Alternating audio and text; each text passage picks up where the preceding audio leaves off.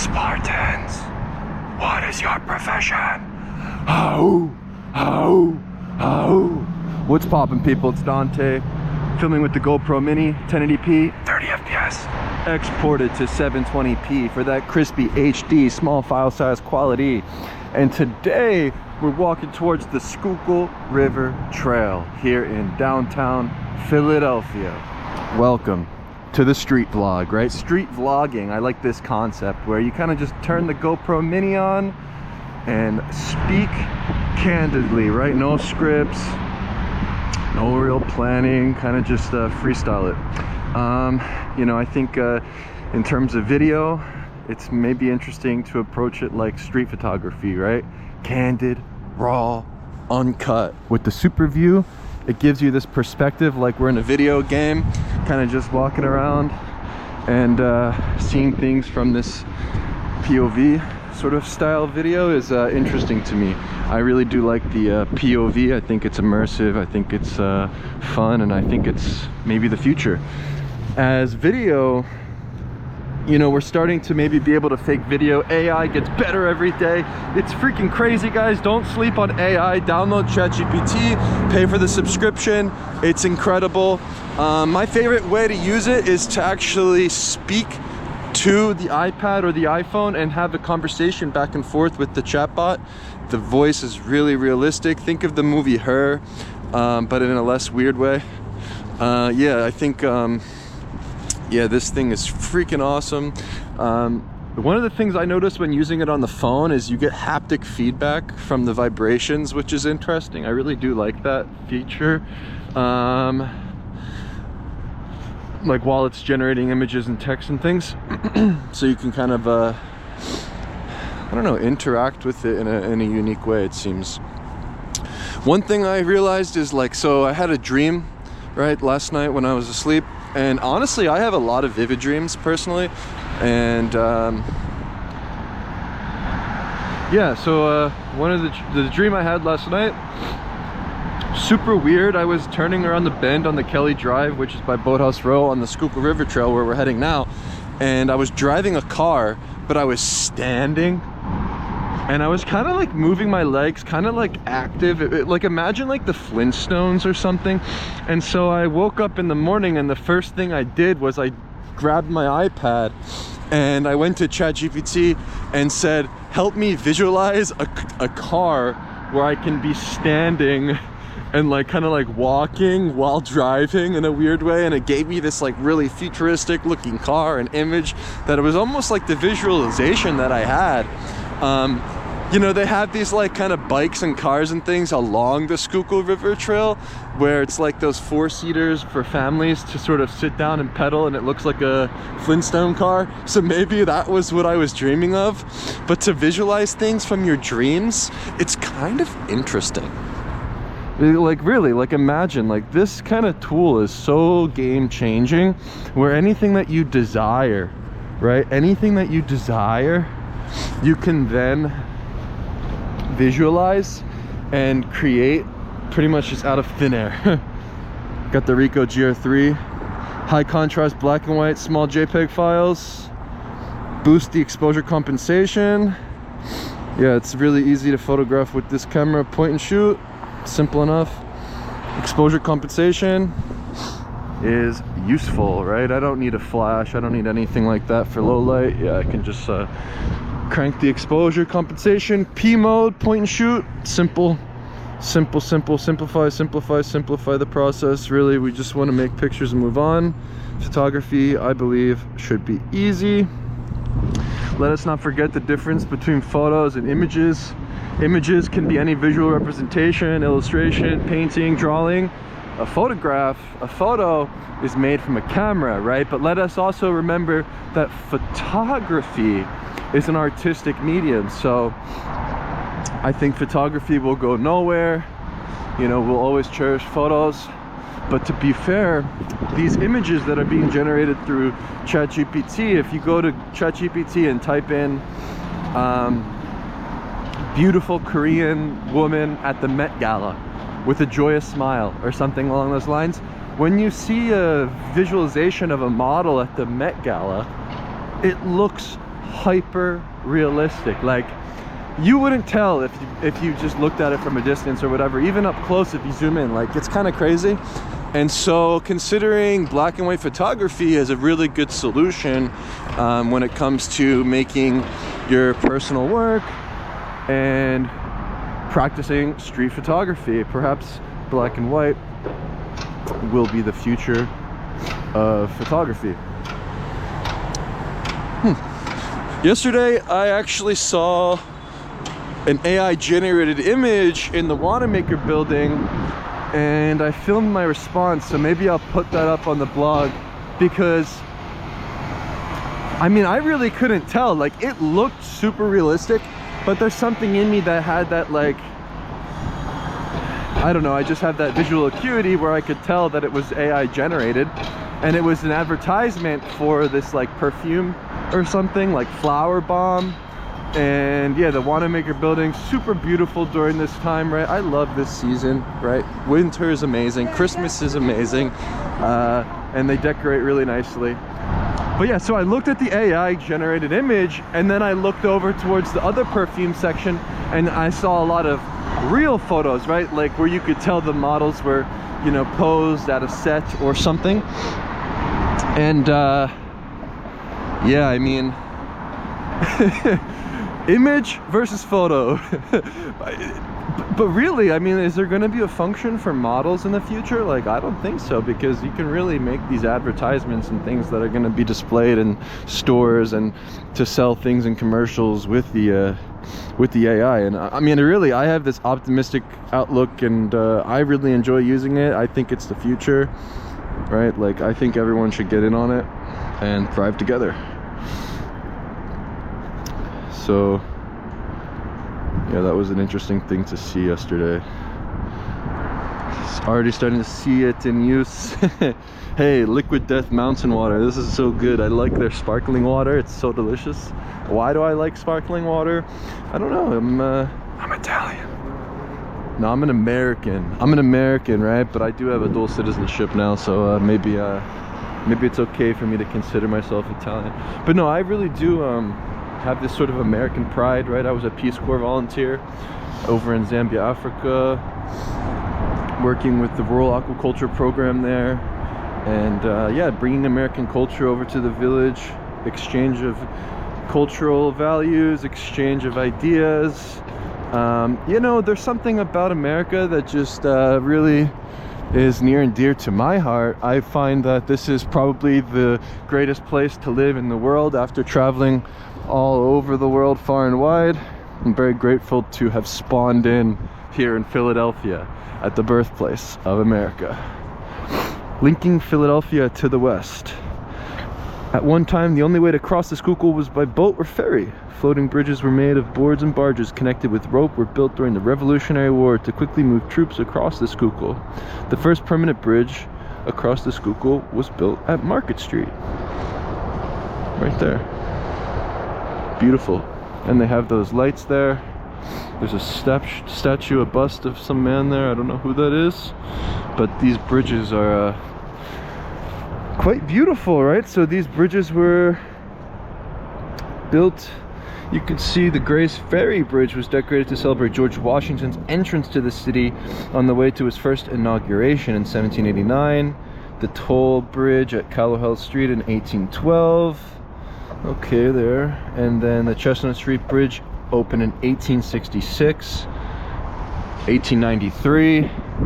Connecting to the west, West Philadelphia, born and raised on the playground is where I spent most of my days. Yeah, you can really learn a lot by just look at the signs, you know, read the signs, and learn about your town, learn about your history, learn about who came before you. Maybe is a good way to learn. Experience, right? Zen. Street photography is Zen. Through photographing and walking and moving your body and exploring the world around you, you can learn and grow. You can learn, I believe, more through experience than reading any book. Where true power is strength. You know, while knowledge is power, and you can read all the books in the world and gather all of the information and knowledge in the world, You know, there's something to be said about raw strength, where I believe the future is in the hands of the crazy, the bold, the intrepid, the strong, the Spartans. And so to have this in mind when it comes to street photography being Zen, where you live in the now and learning through experience, you know, where this really is, I think, the greatest teacher. Experience. You know, you're not gonna know something until you go out there and try it. And a little bit of pain goes a long way. If you mess up and fall over, you know, just get back up. That's one of the things that street photography has taught, or no, street skateboarding or skateboarding has taught me from a very young age, where I would throw myself down the staircase over and over again until I finally landed it. But you had the pads on, right? The elbow pads, the knee pads in the skate park, and you would learn how to use the pads and learn how to use your body to then fall, so you don't put your hands in front of you and then break your wrists, right? But you kind of have to body it and go, you know, like you know, go in with your shoulders and kind of, you know, learn the game of falling down and getting back up. One of the greatest things that I've learned as a kid was skateboarding, and this is, I think, a really good thing. I think all kids should actually learn to skateboard or to sort of ride a bicycle and all these kind of things, you know, go up the ramps and do the kind of stunts and things, because it pushes your limitations. And it sort of develops this sense of courage and fearlessness. And you know, we need to embrace, like, I believe that as men we should embrace the warrior spirit. And you know, what I like to do when I walk in the city of Philadelphia, I like to walk the entire perimeter of the city. So like, I'll walk to the South Street Bridge, I'll walk all the way back to the Art Museum, I'll walk towards the Benjamin Franklin Bridge and look out towards Penn's Landing, and then I'll walk to the end of Penn's Landing. I'll go through Market Street to City Hall, and I feel as though City Hall, it's the heart of the city, right? And the arteries are the subways, right? And so I like to have this sort of metaphor in mind, but to be a defender of the castle, right? The big municipal building, City Hall. You know, if this was, you know, 1776, Dante would be a defender of the perimeter. We have this sort of Circa Green rooftop there. You can go up and get a great view up there as well on the top of the parking lot. It's pretty cool. Nice rock formations here. Kind of like to use these as like, you know, natural tables and seats and things. But also, this could be fun for parkour. You know, this could be a fun thing to do. You know, you could probably have fun running up and down these rocks, actually, for sort of functional fitness or whatever, like using the things around you. You know, fitness is a really big part of my life. I am a big fan big fan of fitness. Home gym, super nice. Physiology first, right? I think if we put our physiology first, everything else will fall into place. And you know, considering firstly, circadian rhythm, right? The circadian rhythm is just so critical. So the more sunlight you get in the day, right, especially early in the morning, so like waking up with the sunrise, waking up and then going home when the sun sets and falling asleep at certain times, like this sort of cycle is so critical to consider, because sleep is where you will get this sort of energy, this boost of energy. It comes from sleep, and this is where recovery happens. So like, you shouldn't feel like super stressed after the gym. You shouldn't really, I believe you shouldn't feel like so sore. Like, I think when you're finished in the gym, you should feel more energized, actually. But thinking about nutrition, I think maybe issue with nutrition is we're kind of malnourished as a society now, where we're not eating enough red meat. So just consider eating more of that.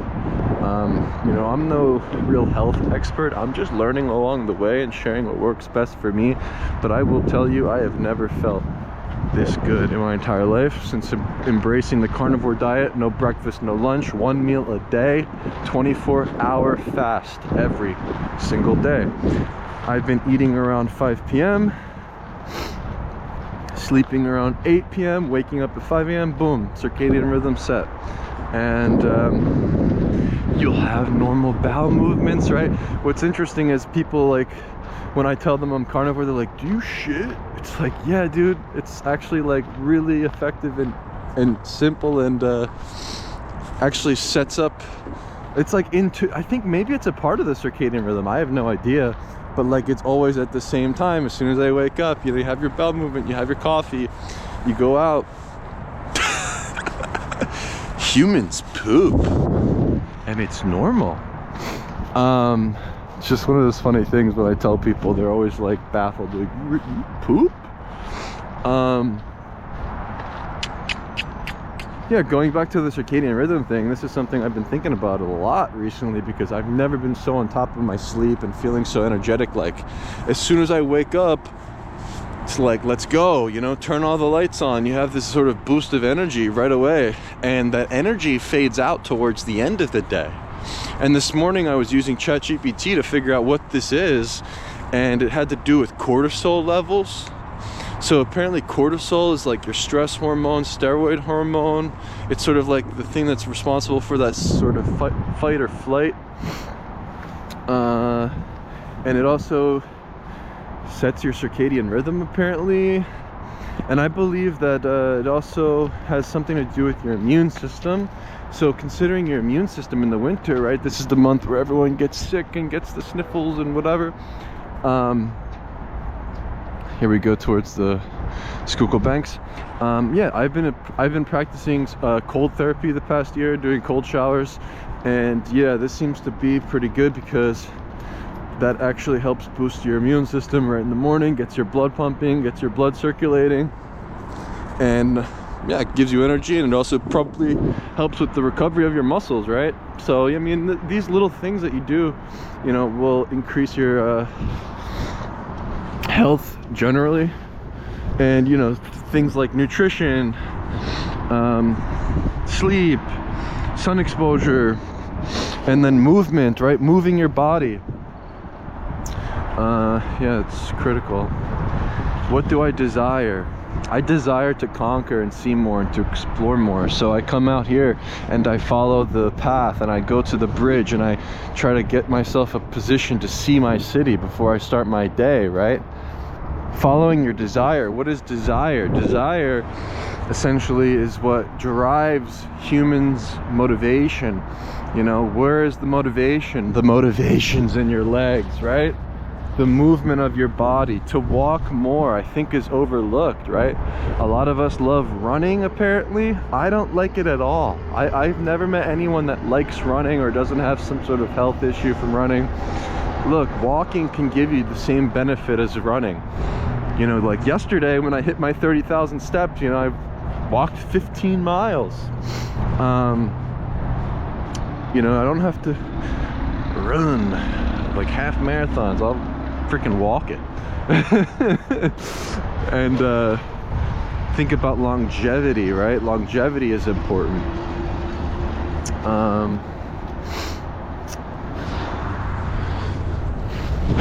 Yeah, health is wealth, right? And what is the greatest privilege?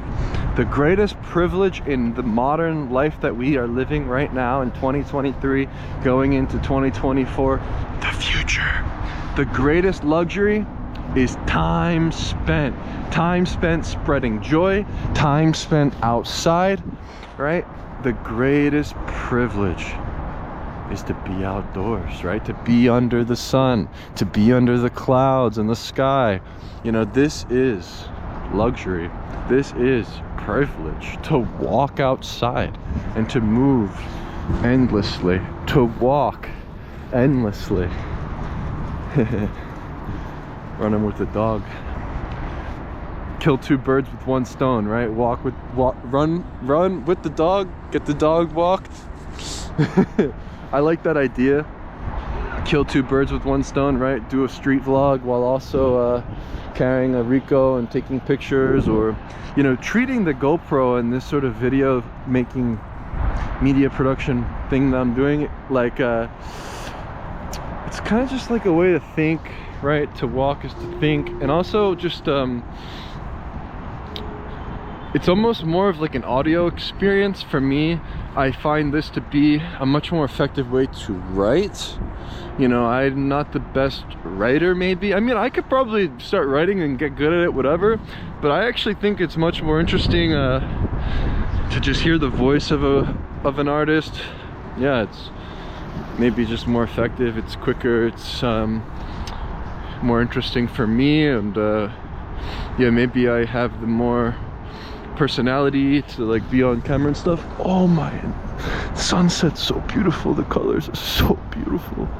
I love waking up. I never want to miss another sunrise again, right?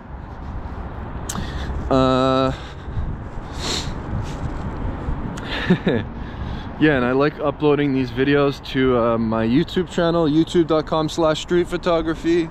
Best URL on YouTube. Man, my lips are starting to move slow because today's freezing, man. I don't know why my hood. I should just keep my hood on. Like, what the hell am I doing with the hood down? Like, this is a hood day, bro. This is, yo, it's freezing. Yo, it's like 30. Yo, it's 30 degrees right now, man. But the cold shower before you hop outside, it really sets you up for this shit. It's like, yeah, you kind of gotta embrace the pain. But yeah, having the proper, you know, coat is critical, right? This is the Canada Goose, and I mean, you can feel like when you put this hood up, you feel nothing. I really should have just kept this on the whole time, but yeah, you feel nothing. Like, I can stay out all day. It's kind of crazy how good this coat is. Gloves, maybe subpar. I could use some sort of glove liner, or maybe just the problem with the gloves is then you can't really operate the camera. So I need to have these sort of like E-tip gloves, or like thinner gloves. Who knows, maybe I'll see. I mean, they do the job, but yeah. And then I have the Uniqlo down vest, the heat padded vest, which is kind of small, it's thin, but it's just a nice layer to throw on top of a t-shirt under the jacket, and yeah, stay warm. Wow, yeah, it is cold. I should have put the hood on. The thing with the cold is, like, as long as you can like keep a hood up or like wear face mask or something, you're good. Like, it's not really gonna affect you. Like, now I can already feel my body warming up.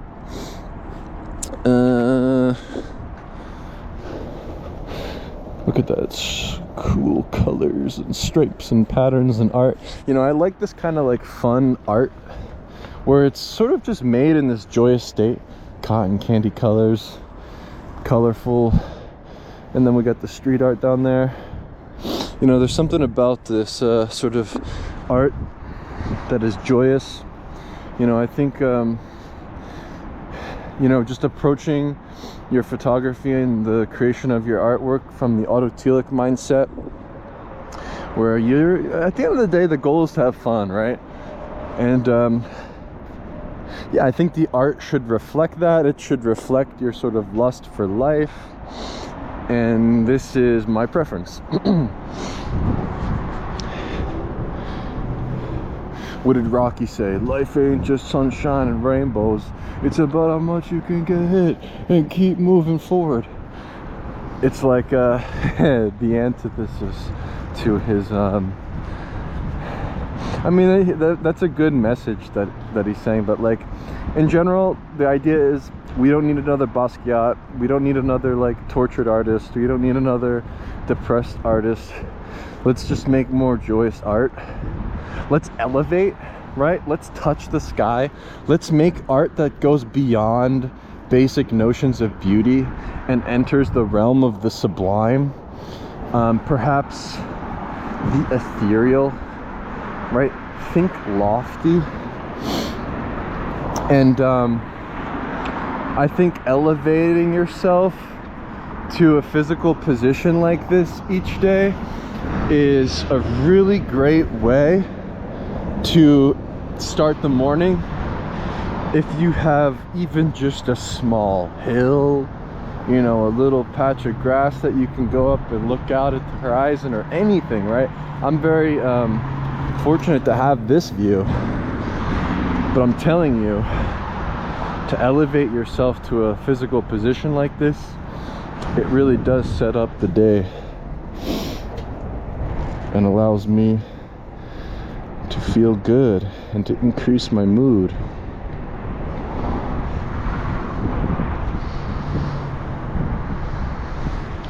And then the sun will come up right over here. Whew.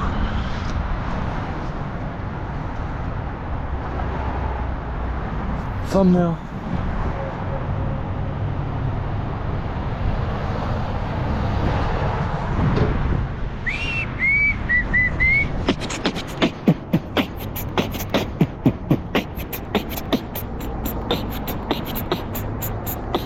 Credits rolling. And cut.